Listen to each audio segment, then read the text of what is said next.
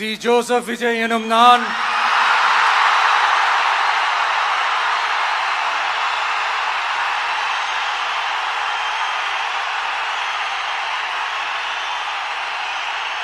சட்டப்படி அமைக்கப்பெற்ற இந்திய அரசியல் அமைப்பின்பால் உண்மையான நம்பிக்கையும் மாறா பற்றும் கொண்டிருப்பேன் என்றும்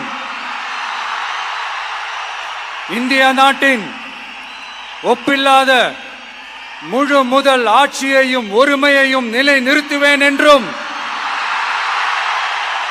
தமிழ்நாட்டு அரசின் முதலமைச்சராக உண்மையாகவும் உளச்சான்றின்படியும் என் கடமைகளை நிறைவேற்றுவேன் என்றும்